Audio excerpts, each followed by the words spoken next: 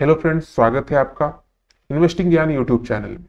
अगर आप भी चाहते हैं कि एसबीआई का कोई फंड हो जिसमें कि रिस्क की संभावनाएं कम रहे और आपको रिटर्न बहुत अच्छा मिले, तो ये जो मैं आज आपको फंड बताने वाला हूं, ये आपके जो पैमाने हैं उसी पे खरा उतरने वाला है।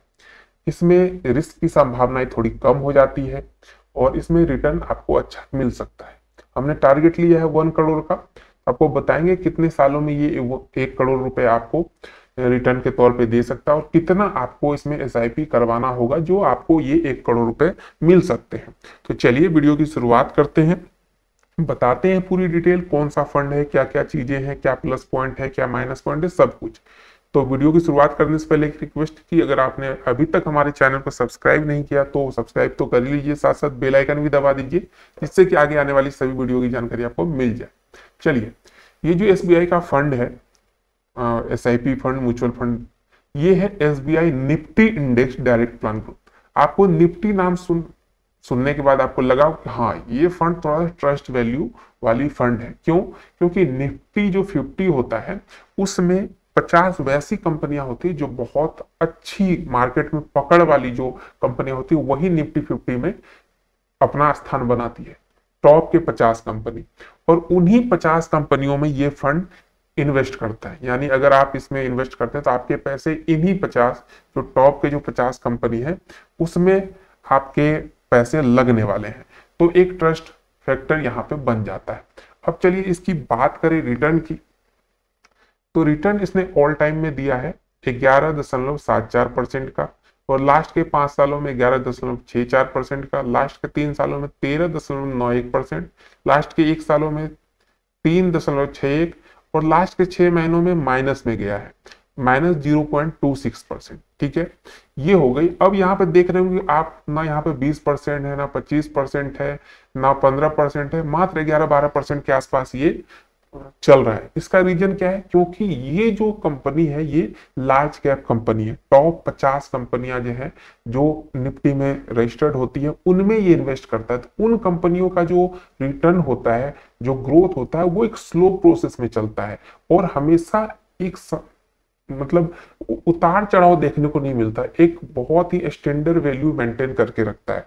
इस कारण से जो बड़े कंपनियां होती है उसमें आपको पैसे रिटर्न मिलेंगे, लेकिन एकदम से आपको ऐसा नहीं कि 1 का 100 बना के दे देगा, ऐसा नहीं होता। लेकिन इसमें रिस्क कम होते हैं क्योंकि कंपनी बड़ी है और इसमें नुकसान की संभावनाएं बहुत कम हो जाती है, बहुत स्टेब्लिश्ड कंपनी होती है। इस कारण से तो यहाँ पे आपको दिख रहा होगा कि 11-12% के आसपास इसका रिटर्न चलता आ रहा है। अब देखिए, इसमें अगर आप करवाना चाहते हैं एसआईपी तो आपको मिनिमम एसआईपी 500 से करना ही होगा, और लमसम अगर आप करवाना वन टाइम इन्वेस्टमेंट करना चाहते हैं तो मिनिमम आप 5000 का इन्वेस्टमेंट करना होगा। मैक्सिमम की कोई लिमिट नहीं है। और ये जो चीजें हैं ये हो सकता है किसी अदर ऐप में थोड़े बहुत चेंजेस हो सकते हैं, हर ऐप अपने अकॉर्डिंग थोड़ा सा ऊपर नीचे ये कर सकता है मिनिमम और मैक्सिमम इन्वेस्टमेंट का। तो इस पे आप लोग ज्यादा ध्यान नहीं दीजिएगा, आप जिस भी ऐप से करते हैं उसके जो रूल्स हैं इस फंड को लेकर वो आप देख लीजिएगा। अब बात करें इसके टॉप्स होल्डिंग्स की, तो मैंने जैसे बताया कि इसमें टॉप 50 कंपनियां जो स्टॉक मार्केट में रजिस्टर्ड है उनमें से टॉप 50 जो है ये निफ्टी इंडेक्स के अंदर आती है। तो इसमें देखिए टॉप पे जो टॉप 5 जो होल्डिंग्स है इसके वो है Reliance industry, HDFC bank limited, ICICI bank limited, Infosys और हाउसिंग डेवलपमेंट फाइनेंस कॉर्पोरेशन।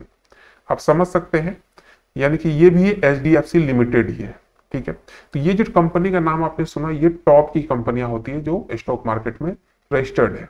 इसीलिए मैं कह रहा था कि बहुत बड़ी कंपनियां इसमें रजिस्टर्ड है, इस कारण जो इसका रिटर्न का होता है वो एक समांतर में रहता है, ना बहुत ज्यादा रिटर्न देता है ना बहुत ही आपको नुकसान देगा, ये बराबर अच्छा रिटर्न देता है लेकिन एक सीक्वेंस में देता है। अब देखिए फंड साइज की बात, 3167 करोड़ का इसका फंड साइज है। अब हम लोग कैलकुलेशन पे चलते हैं। टोटल कैलकुलेशन की बात करें तो रिटर्न हम लोग 12% मान के चलते हैं, क्योंकि अभी तक ओवरऑल आपने देखा कि 12% के अप्रोक्स ये रिटर्न दे रहा है और हम लोग टारगेट लेके चल रहे हैं 1 करोड़ का। तो आप डेली के 100 रुपए का अगर बचत करते हैं तो महीने के 3000 हो जाएंगे, और 3000 आप अगर इसमें मंथली एसआईपी करते हैं तो 5 सालों में जो आपका इन्वेस्टमेंट होगा वो होगा 1,80,000, और इसके रिटर्न में आपको मिलेगा 67,459 रुपीज। टोटल वैल्यू हो जाएगी 2,47,459 यानी 2,47,459 रुपीज। अब बात करें यही 10 सालों के लिए अगर कर देते हैं तो 3,60,000 का इन्वेस्टमेंट और रिटर्न में 3,37,017 रुपए। टोटल वैल्यू 6,97,017 रुपए। अब चलते हैं इसके डबल यानी 20 साल पे। 20 साल पे ये इन्वेस्टमेंट हो जाएगा आपका 7,20,000 का। रिटर्न के तौर पे 12% के अकॉर्डिंग आपको मिलेगा 22,70,444। टोटल वैल्यू हो जाएगी 29,97,444 रुपए। लेकिन अगर ये 25 साल के लिए हो जाता है तो आपको 50 लाख से ज्यादा का रिटर्न दे सकता है। तो 25 सालों में 9 लाख का इन्वेस्टमेंट और रिटर्न में 47,92,905 रुपए। टोटल वैल्यू 56,92,905 रुपए। लेकिन हमारा टारगेट था 1 करोड़ का। अगर हम लोग 1 करोड़ के टारगेट को लेकर चलते तो हमें रुकना पड़ेगा 30 सालों के लिए। अगर आप 30 साल के लिए ये इन्वेस्टमेंट करते हैं तो 10,80,000 का आपका इन्वेस्टमेंट होगा और 95,09,741 आपको रिटर्न के तौर पर मिलेगा। टोटल वैल्यू हो जाएगी 1,05,79,000 यानी 89,741 रुपए। ठीक है। अब इसकी जो प्लस पॉइंट है वो मैं आपको बताता हूं। मैं हमेशा प्लस और माइनस दोनों लेके चलता हूं। माइनस पॉइंट तो इसका ये है कि ये निफ्टी इंडेक्स फंड है, तो इसमें जो आप चाहेंगे कि एक का 100 हो जाए, एकदम से हम तुरंत करोड़पति हो जाए, तो वो नहीं होगा। लेकिन इसमें जो नुकसान की संभावना है वो कम रहेगी, ये 100% है। अब इसका जो एक और प्लस पॉइंट है, पॉजिटिव पॉइंट, वो है कि इसका एक्सपेंस रेशियो। मैंने आपको हमेशा कहा था कि जितना एक्सपेंस रेशियो कम होगा उतना आपके लिए बेनिफिट होगा।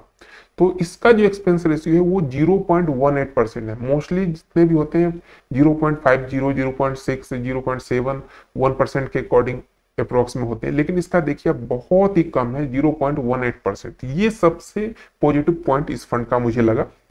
आपकी क्या राय है इस फंड के बारे में जरूर बताइएगा। और भी किसी फंड के बारे में आपको पूरी जानकारी चाहिए हो तो एक बार कमेंट कर दीजिएगा। कोशिश करेंगे आपके लिए वो वीडियो जल्द से जल्द तैयार करके अपलोड किया जाए। ये थी आज की वीडियो कैसी लगी जरूर बताइएगा। वीडियो को लाइक कर दीजिए, चैनल को सब्सक्राइब कर लीजिए और बेल आइकन दबा दीजिए। मिलते हैं एक नई वीडियो में।